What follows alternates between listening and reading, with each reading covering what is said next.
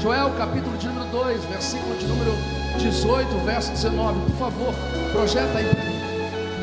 Então Yahvé, o Senhor, demonstrou o seu zelo por sua terra e teve misericórdia do seu povo. As misericórdias do Senhor são a causa de nós não sermos consumidos.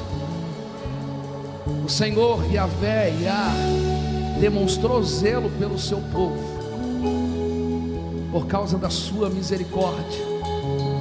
As misericórdias do Senhor é a causa de nós não sermos consumidos. Chacoalha quem está do teu lado e fala: a misericórdia do Senhor é a causa de nós estarmos de pé hoje.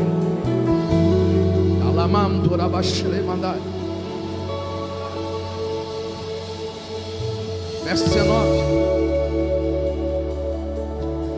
eis que Yahvé manifestou a sua resposta. O Senhor manifestou a sua resposta. Deus tem resposta para você aqui hoje. Vou falar de novo. Deus tem resposta para a tua vida aqui hoje. Uma das coisas que nós questionamos sempre é: Senhor, eu quero a tua resposta. Eu não quero resposta de pai, de mãe, de filho, de amigo, de governo, de psicólogo, de coach, de teólogo, nem do pastor eu quero. Eu quero resposta de Deus. Eu quero resposta de Deus. Tem alguém que quer resposta de Deus aqui nessa manhã? E o Senhor tem resposta hoje, anunciando ao seu povo: eu vos envio o trigo, diga comigo, trigo, o vinho novo e o azeite. Trigo, repete lá comigo: trigo, vinho novo e azeite. Três coisas Deus quer enviar. Três coisas Deus quer enviar. Olha para quem está do teu lado: Deus hoje vai enviar, está enviando trigo, vinho novo e azeite em generosa quantidade. Deus é um Deus exagerado. Deus nunca é um Deus medíocre. Deus nunca é um Deus de porção suficiente. Deus é um Deus sempre exagerado. Ele multiplica pães e peixes, sacia mais de 15 mil pessoas. Poderia estar suficiente, mas ainda sobra 12 cestos cheios. Ele foi com os discípulos para poder pescar e pediu para lançar a rede ao lado direito. E os discípulos pegaram uma quantidade de peixe que o barco ia quase afundando. Poderia só pegar a quantidade para o barco manter normal, mas Deus é um Deus exagerado. Deus é um Deus transbordante. Olha o que ele diz: eis que eu tenho uma medida recalcada, sacudida. Uma medida recalcada, sacudida, transbordante. É por isso que eu amo Davi, quando Davi vai falar no Salmo de número 23: Senhor, transborda o meu cálice. Deus nunca tem algo para nos encher, para dar na medida certa. Deus tem sempre algo para nos dar, uma medida exagerada. O exagero de Deus, sabe por que Deus é exagerado? Porque Deus não quer que nós tenhamos só para nós. Porque todas as vezes que nós temos exagerado, vai tocar quem está do nosso lado. Todas as vezes que a gente estiver só nos enchendo, só vai servir para mim. E Deus não é um Deus egoísta. Entenda que Deus, tudo que Ele dá para mim, dá para você, nunca vai ser para nós mesmos, mas vai ser para tocar quem está do nosso lado. Então Deus é um Deus que transborda. Ele multiplica, prospera a tua vida. Não é só para você, mas é para tocar e abençoar quem está do teu lado. Deus, quando nos dá graça, nos dá dom. Deus não dá só para nós pregarmos para nós mesmos. Deus não nos dá dom só para nós nos enchermos e dizer: eu tenho dom de profecia, de revelação, de palavra, de mestre. Não, Deus quando dá para transbordar, para quem está do nosso lado seja tocado e seja abençoado. Chacoalha quem está do teu lado e diz: se prepara para o transbordo de Deus. Se prepara para o transbordo de Deus. Se prepara para o transbordo de Deus. Irmão, 2025 não é um ano qualquer, é ano da provisão. Pastor, como é que você pode liberar uma palavra de transbordo se eu não tenho nem nada? Deus é o Deus que do nada faz tudo. Deus é o Deus que do nada faz tudo. Coloca lá, e a Bíblia é ali hoje, Joel 2, 18, 19, por favor. A fim de satisfazer plenamente todas as pessoas do meu povo, nunca mais, never, nunca mais, nevermore, nunca mais farei de vocês objeto de vexame e zombaria entre as nações e pagãos. Sabe o que Deus está dizendo? Nunca mais passarão vergonha diante de famílias e povos. Nunca mais serão envergonhados. Nunca mais passarão vergonha. Nunca, sabe o que é nunca? Advérbio de negação. Nunca mais.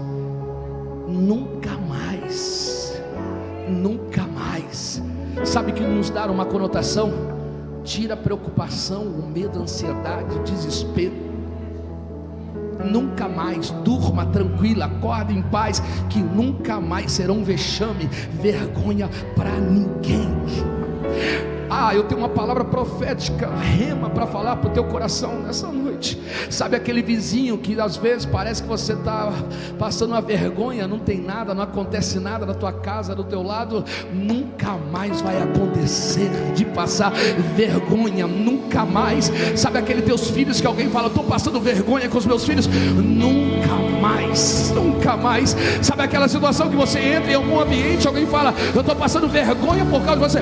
Nunca mais tereis que passar por vexame algum. Assim diz o Senhor para ti. Chacoalha 2 ou 3 que está do teu lado, dizendo: chegou o teu tempo de não passar mais vergonha. Chegou o teu tempo de poder contar e olhar para frente. Chegou o teu tempo das pessoas te olharem diferente.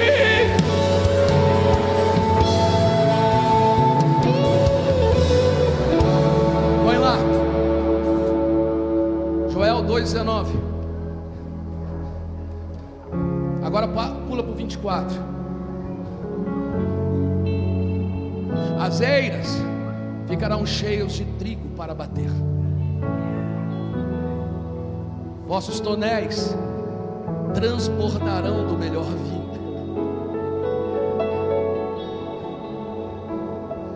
Do melhor vinho novo e do mais puro azeite.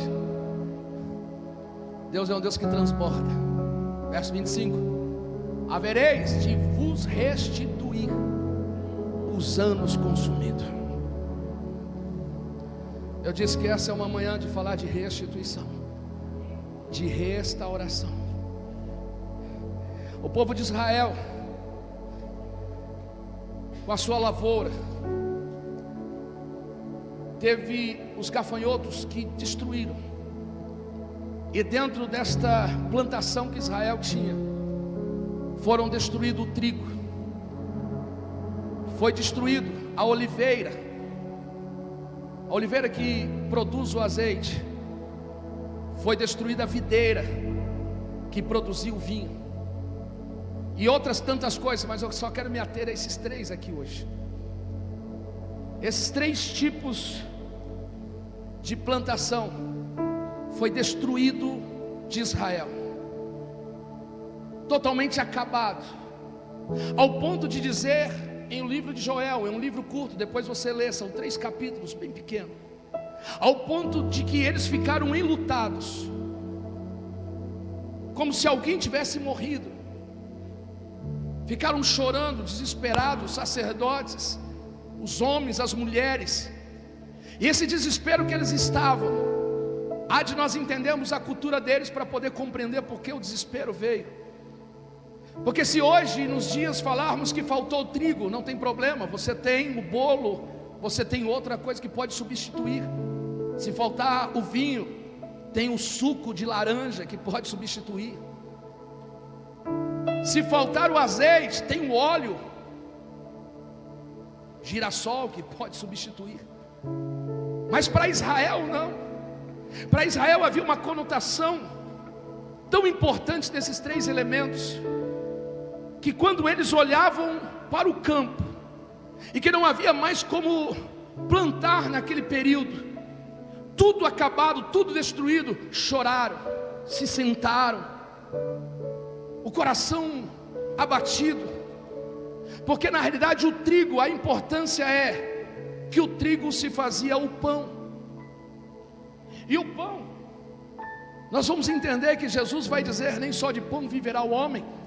Mas também quando nós olhamos para o livro de Deuteronômio, lá no capítulo 5, no capítulo de número 6, o pão era uma extrema importância, porque o pão era colocado sobre a mesa, uma mesa como nós estamos aqui hoje.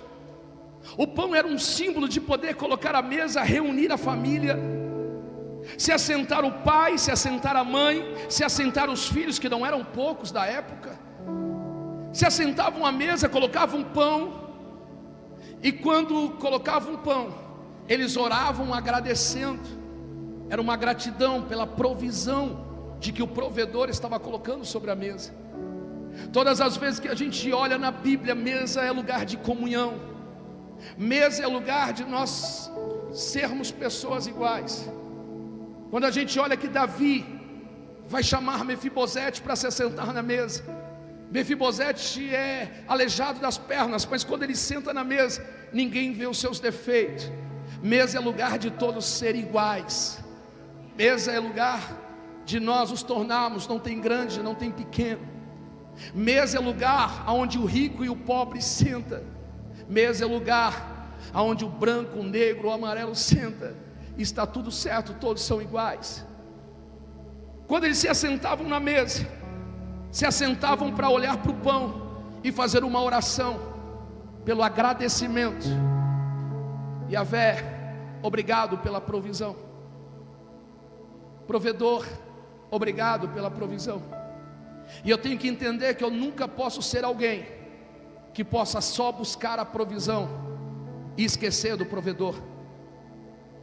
Porque se eu for alguém que me dedicar a buscar a provisão e esquecer do provedor, uma hora a provisão acaba. Mas se eu for alguém que nunca me esquecer de buscar o provedor, nunca faltará a provisão. O que é que aconteceu com Israel naquele momento? Eles esqueceram do provedor, substituíram, colocaram por outras questões, outros deuses. Então eles esqueceram no provedor, faltou a provisão no pão. Nunca esqueça e nunca deixe em segundo plano o provedor, porque se você sempre tiver o provedor, nunca vai faltar a provisão. Nunca vai faltar a provisão. A provisão vai estar na mesa. Mas eles esqueceram. Cutuca quem está do teu lado e fala assim: não esquece do provedor não. Não se preocupe com aquilo que vai comer ou vai beber. O provedor sempre tem a provisão. Mas é o momento que eles se assentam na mesa em família. E quando se assenta em família, eles oram, como eu disse, mas também eles começam a ensinar. O pai começa a ensinar os filhos, porque em Deuteronômio está dizendo: quando se assentar na mesa para comer, inculca na mente dos seus filhos os conceitos e os ensinamentos e a lei do Senhor. Então mesa era lugar de comunhão, mas era um lugar de ensinamento dos princípios de Deus. Diferente nos dias atuais, que nós temos mesa hoje, e a mesa de hoje é o enfeite. A mesa de hoje é de vidro com madeira, é de mármore, e a gente quase não usa a mesa em casa. A gente fica no balcão, a gente se assenta na sala. Um come 11 horas, hoje a rotina de todos não é a mesma. Um come às 11, outro à 1, a outra às 3. E aí nós vivemos disperso. Mas para Israel não. Eles tinham um único horário para se assentar. Eles tinham um único horário para poder inculcar na mente dos filhos os ensinamentos do Senhor, o decálogo, a lei, os princípios, os valores, os conceitos. E o motivo deles se assentarem à mesa, pastor Gé, era o pão, e que o pão vinha do trigo, e que se não tivesse trigo, não teria pão. Raciocina comigo. Não tendo trigo, não tinha pão. Não tendo pão, não se assentava na mesa com os filhos, não se assentava na mesa com a família. Não tinha razão para se assentar na mesa, para ter comunhão entre a família. Não tinha razão para poder falar da palavra e falar do provedor, porque os gafanhotos haviam arrancado disso na lavoura. Hoje nós temos que entender que esses gafanhotos arrancam de nós o trigo. Como o pastor arranca de nós? Quando nós não nos assentamos na mesa com a nossa família. Quando nós estamos o seguinte, um está aqui, outro está lá, come qualquer hora e não se assenta na mesa. Um é no balcão e a mesa é apenas um adorno dentro de casa, é um enfeite. A gente vai lá para Jurubatuba comprar uma mesa dizendo eu quero aquela mesa, mas o princípio daquela mesa é estética, é beleza, é poder colocar como decoração também. Além de tudo que eu faço, também sou designer de interiores. Pastor, é multiforma. E aí eu lembro que os clientes faziam, ó, essa mesa fica bonita, essa mesa coloca, combina com o sofá, combina com a cor, com os móveis, e a gente busca como adorno. Mas Israel, quando tinha uma mesa, não era um adorno. Israel, quando tinha uma mesa, dizendo aquela mesa é o lugar onde eu, a minha esposa e os meus filhos nos assentamos para poder orar e falar com o provedor e agradecer a provisão e poder anunciar. Não tendo pão, nós vamos perder. E o que é que eles estavam perdendo? Estavam perdendo comunhão com a família, e estavam perdendo de ensinamento dos princípios. Aí eu te falo hoje, irmão, esses gafanhotos estão ou não estão consumindo as nossas lavouras e tirando o trigo de casa? Quando você não está sentado com a sua esposa, com os seus filhos, mediante a uma mesa, a gente senta na mesa e aí pega o celular, o WhatsApp, ou vai falar de A, ou vai falar de B, ou vai falar da igreja. Ai, irmão, pelo amor de Deus. A gente senta na mesa, vai falar de tudo, menos do Senhor, menos dos princípios e valores. Sabe por quê? Porque até então a gente tem dificuldade de entender. A gente não tem relacionamento com Deus. A gente preocupa com a provisão. Eu me lembro outro dia do Lucas, o meu filho novo, menino do Senai. Ele com 13, 14 anos estava no Senai, e eu estava na casa da minha mãe, e o Lucas estava comigo, e ele levou um amiguinho dele para almoçar. E quando chegamos na mesa, estava o Lucas com o celular e o amigo dele com o celular. E aí eu peguei e fui corrigir. Eu falei: Lucas, você trouxe o seu amigo para casa da sua avó, está no celular, dá atenção para ele. Ele disse: não, pai, eu estou conversando com ele. Que geração! Aí eu falei: meu Deus, que geração! É a geração do Zap, se assentar na mesa. Mas por isso que Israel chorava, derramava lágrimas e estava enlutado, porque não tinha trigo. Eles pensavam: como é que nós vamos reunir a família? Como é que nós vamos reunir para falar de Deus, falar do amor de Deus, da misericórdia de Deus, falar da grandeza de Deus, falar das promessas de Deus, falar quem é Deus, para onde Deus nos leva, o que Deus faz por nós, o Deus que abriu o mar? Como é que nós vamos anunciar se nós não temos a provisão? Essa provisão está nos separando. Então a falta da provisão do pão estava separando a unidade familiar. E aí a gente olha hoje, Deus falando: eu vou restituir o trigo, os anos que foram perdidos. Em outra mensagem subliminar, Deus está falando indiretamente: eu vou trazer de volta o trigo, vou restituir. E o trigo que eu vou restituir, vocês vão conseguir se alegrar, porque vai voltar a fazer pão. vai voltar a se assentar na mesa, vai voltar a falar do meu amor, da minha misericórdia, vai voltar a falar das minhas promessas, vai falar da minha grandeza. O que Deus estava dizendo é: eu retornarei a comunhão da tua casa, eu retornarei os princípios e valores dentro do teu lar, na tua família. Tem uma palavra profética que eu quero liberar para a tua vida hoje. Talvez você está com tudo isso destruído, não há mais pão, não há mais trigo, mas essa é a manhã que Deus está liberando uma palavra para a sua vida, dizendo: eu vou restituir, eu vou restaurar os anos perdidos. Se prepara para poder voltar a se assentar na mesa da tua casa. Não é enfeite, não é adorno, mas é lugar de você colocar como altar de adoração, reconhecimento quem é Ele. O Senhor está dizendo: eu vou mudar os horários, vou fazer um chacoalhão para que você e a sua casa estejam todos sentados juntos. Eu vou trazer quem está de longe para perto, e quem está perto eu vou restaurar.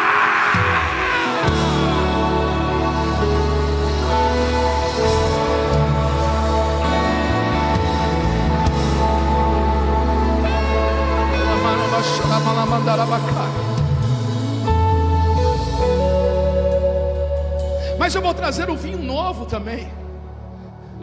O vinho novo, porque vinho é simbologia de festa, vinho é simbologia de alegria. Aquelas famílias de Israel, quando olhavam a videira destruída, logo eles pensavam: como é que nós vamos celebrar? Porque as festas tinham vinho. Lembra de João capítulo de número 2, o vinho acabou. Quando a gente olha vinho na Bíblia, é um momento de celebração, de festa, de ajuntamento.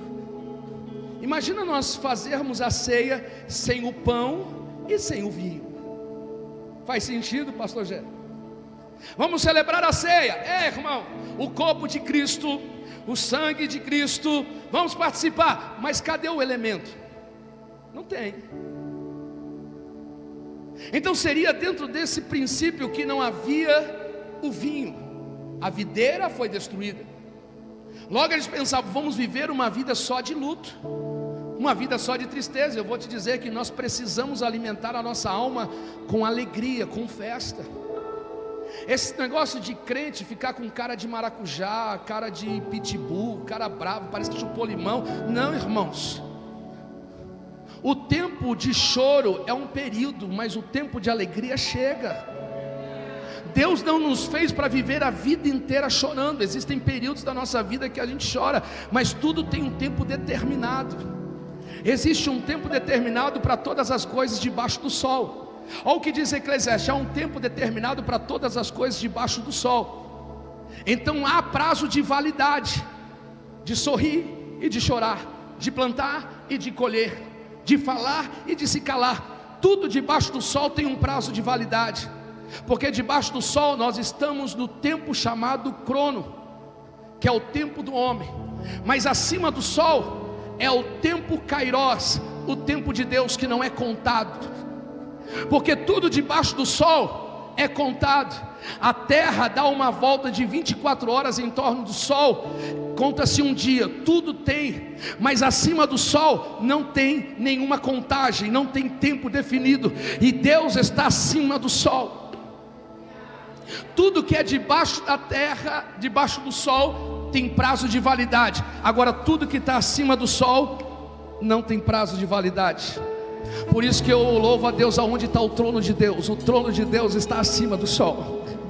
Aonde está o Senhor? O Senhor está acima do sol, o Senhor está na eternidade. Por isso que diz que Ele é Pai da eternidade. Por isso que Ele não pode contar os seus dias. Para Deus não tem passado, não tem presente, não tem futuro. Tudo é tempo real para Deus. Eu e você temos passado, presente e futuro, mas para Deus é tudo tempo real. Porque Deus não tem prazo de validade, não tem algo que é determinado a começar e acabar. Ele é infinitamente. Por isso que diz que as suas misericórdias são infinitamente a causa de nós não sermos consumidos. Não tem vinho, não tem festa. Aí eu pergunto, quantas vezes alguns gafanhotos fazem para a gente não ter alegria, não ter sorriso, Gafanhotos não são demônios aqui não, tá, irmãos? Como alguém diz, olha, os gafanhotos são demônios, devoradores. Não, esquece isso. Isso era literal o que aconteceu lá na lavoura. Mas eu falo de uma maneira para você entender, de forma a entender.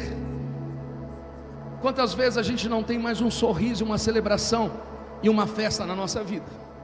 É só luta, luta, luta, luta, luta, luta, e guerra, guerra, guerra, guerra, choro, choro, choro, choro, e que fala, passa ano, passa ano, entra ano, parece que nunca sai dessa. Mas o Senhor diz, só mais um pouquinho de tempo, que de vir virá e não tardará. O justo viverá pela fé. O justo viverá pela fé e não recuará. Nós não somos desses que vamos recuar, porque o justo viverá pela fé. Só mais um pouquinho de tempo, que há de vir virá.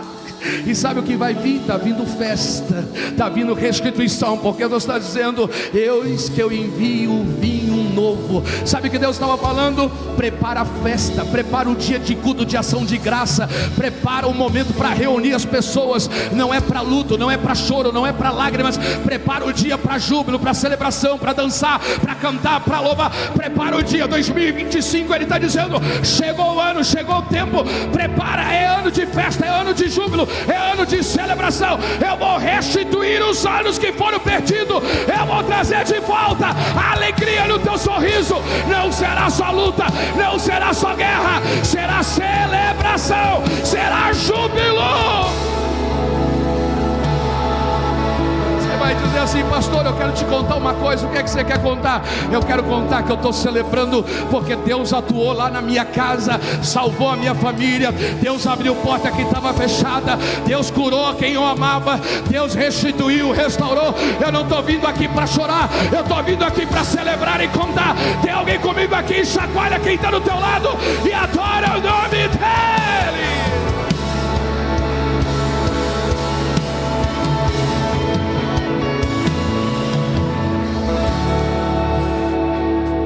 Era o que Deus estava falando para Israel.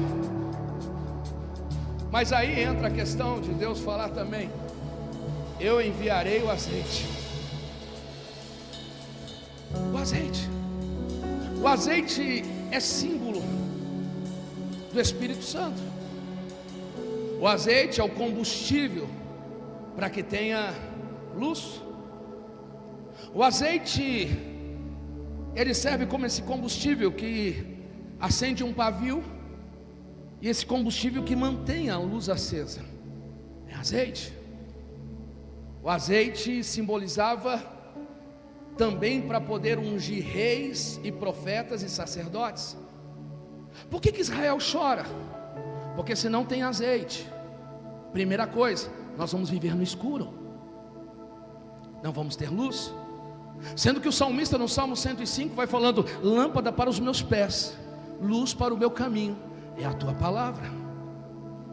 Na escuridão você tropeça, na escuridão você não pode fazer muitas coisas, na escuridão você pode ser enganado. Então não teria luz, não teria clareza, não teria transparência, tudo ficaria obscuro. E quantas vezes a gente não tem luz, parece que tudo está embaçado, tudo está escuro, não conseguimos encontrar saída, tropeçamos e caímos, dizemos, eu não vi isso, e caí na armadilha, porque está escuro. Não tendo azeite, não teria profeta, não teria sacerdote, não teria rei, porque todas as vezes que se levantava um rei para governar, para poder atuar com as leis, um rei era ungido com azeite, era ungido com óleo. Todas as vezes que um sacerdote que representava o povo diante de Deus fosse levantado, ele era ungido também com azeite. Todas as vezes que um profeta era levantado, ele era ungido com azeite. Logo eles pensavam então, se não tem azeite, a oliveira foi destruída, nós não teremos profeta entre nós. E a função do profeta é trazer a mensagem de Deus para nós.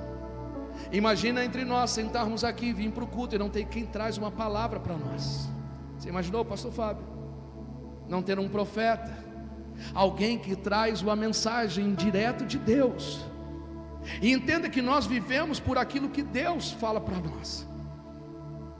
O ser humano, quando não tem uma direção de Deus, ele fica para todos os lados, perdido.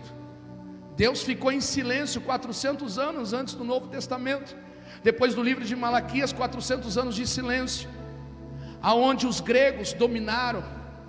Porque quando tem silêncio de Deus, o inimigo domina. Platão, Sócrates, Aristóteles, Tales de Mileto, os homens que vão falar da filosofia vão dominar o mundo, porque Deus ficou em silêncio. Então imagina não ter, pastor Diego, alguém para falar, para corrigir, para exortar, para trazer esperança, para trazer fé. Imagina pastor Luciano, alguém desanimado e não tem alguém que dizendo assim: fique forte e firme, Deus é contigo, o Senhor é o teu pastor e nada te faltará. Imagina alguém que está doente e não tem uma palavra de alguém que é uma palavra de Deus dizendo assim: não temas, o Senhor é o Deus que cura, o Senhor é o Deus que sara. Alguém que precisa de alguma coisa e está faltando, dizendo: Jeová Jiré, Deus é o Deus provedor, Deus é o Deus que vê, Deus é o Deus que conhece. O sentar e não ter uma palavra, sabe por quê? Porque é a palavra que nos sustenta, é a palavra que nos mantém de pé. Então se não tem profeta a ser ungido, não teria palavra. Passarás os céus e a terra, mas a palavra de Deus nunca passará. É a palavra que vem através do profeta, que vai nos encorajar, que vai nos trazer fé, que vai nos trazer motivação. É a palavra que vem de Deus. Você sabe por que eu estou aqui hoje? Porque que nós exercemos há 26 anos o Evangelho? Por causa da palavra. Não foi as condições financeiras, nem as circunstâncias que me manteve de pé, mas o que manteve eu de pé, eu e a minha casa, a minha família, é a palavra de Deus. É a palavra. É a palavra que nos mantém firmes e fortes. Se um dia faltar essa palavra, irmãos, é por isso que o salmista está dizendo: Senhor, eu guardei a tua palavra no meu coração para não pecar contra ti. Por isso que eu louvo a igreja Lagoinha, porque tem palavra. Porque a palavra é viva e eficaz e mais penetrante do que a espada de 2 gumes, vai até a divisão da alma e do espírito, entre juntas e medulas. Agora imagina não ter profeta, não ter um pastor, não ter um profeta que possa trazer a mensagem de Deus. Eles vão chorar: a quem nós vamos seguir? Parece os discípulos dizendo para Jesus, quando Jesus vai falar e eles acham que a palavra é dura, eles vão dizer: Senhor, a tua palavra é muito dura, estão indo embora. E os discípulos então ouvem uma mensagem de Jesus, que Jesus vai dizer: se vocês quiserem, vocês vão também. Só que no mesmo instante, Pedro vai dizendo: a quem nós iremos? Não é para onde nós iremos. Lê o texto: a quem nós iremos seguir, sendo que somente o Senhor tem palavras de vida eterna. É a palavra. Não tinha sacerdote. A função do sacerdote era preparar o povo para encontrar com Deus, era para poder organizar o povo, para que o povo pudesse ter comunhão e coinonia com Deus. Não tendo sacerdote, não teria preparação, dizendo: ó, vamos fazer assim, assim, vamos adorar, vamos louvar, deixa o teu pecado, deixa o teu erro, se santifica, vem aqui, os princípios de Deus é esse. Não tendo sacerdote, não teria o encontro com Deus. Não tendo rei para ser ungido, não teria quem governasse, não teria quem pudesse manter o princípio da justiça. Agora para pensar, é motivo de choro. Se eu não tenho quem me representa diante de Deus, se eu não tenho um representante de Deus no meu meio, e se eu não tenho alguém que tenha autoridade para governar, para onde eu irei? Mas Deus mandou um recado para Joel: Joel, diga ao povo que eu restituirei os anos perdidos. Eu vou trazer o vinho novo, eu vou trazer o azeite, eu vou trazer o azeite. E o azeite que eu vou trazer, não se preocupa, vai voltar a ter profeta, vai voltar a ter sacerdote, vai voltar a ter governante, vai voltar a ter homens de autoridade, mulher de autoridade, vai voltar a ter quem me representa na terra, e vai ter quem representa o povo na terra para mim. eu vou voltar o azeite, eu vou derramar. Então para de chorar, eu tenho uma palavra para falar para você nessa manhã.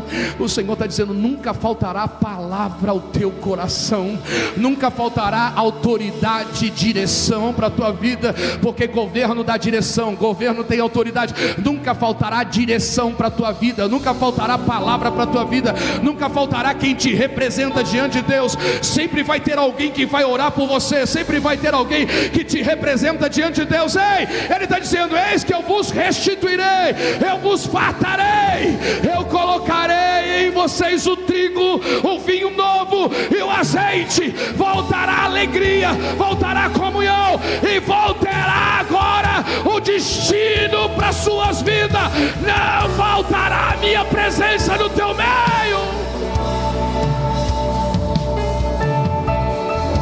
Se coloque de pé.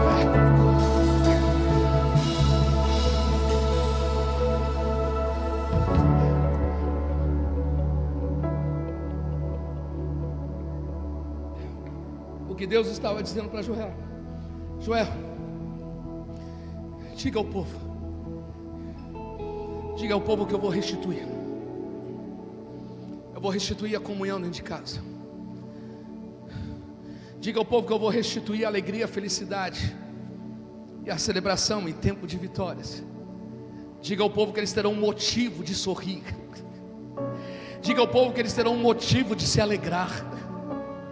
Mas diga ao povo também que eles terão a minha presença entre eles, através de profetas, sacerdotes e reis. Eu marcarei a minha presença. Sabe por quê? Porque tem hora que você fala: Deus, aonde o Senhor está? Deus, eu quero ouvir a tua palavra. Deus, aonde o Senhor se encontra? Joel dizia: Senhor, aonde tu está? Eu preciso ouvir uma palavra. Eu preciso que alguém me represente e ore por mim, apresente a mim e a minha casa. Eu preciso que o Senhor me dê uma direção, um destino, alguém que me dê o caminho da justiça.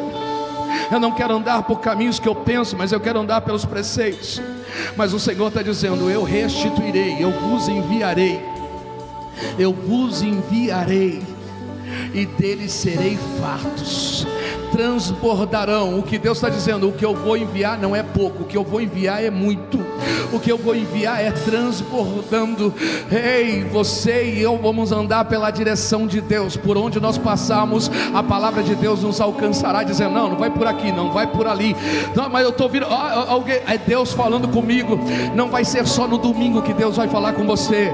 Se prepara para Deus falar com você na segunda, se prepara para Deus falar com você na terça, se prepara para Deus falar com você na quarta, se prepara para Deus falar com você na quinta, se prepara para Deus falar com você na sexta, se prepara para Deus falar com você todos os dias. Alguém está me entendendo o que Deus está falando aqui? Se prepara, porque Deus falará contigo todos os dias. Se prepara, porque alguém vai orar por você. Não será só no domingo, alguém estará apresentando você e a sua família na segunda, na terça, na quarta, nos 365 dias do ano inteiro. Se prepara, porque Deus está dizendo: eu colocarei sacerdotes que estarão orando e te representando para mim todos os dias. Vão transbordar, não vai faltar quem vai falar para você: estou orando por você, tá?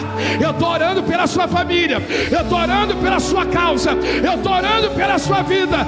Aí daqui a pouco você sai do ambiente e alguém vai aparecer e vai dizer: eu estou orando por você, eu estou te apresentando diante de Deus. Daqui a pouco você vai para outro ambiente e alguém fala: assim diz o Senhor, os que confiam no Senhor serão como o monte de Sião, que não se abalam, mas permanecem para sempre. Aí vai sair de outro ambiente e vai ouvir: os que esperam no Senhor com paciência renovarão as suas forças.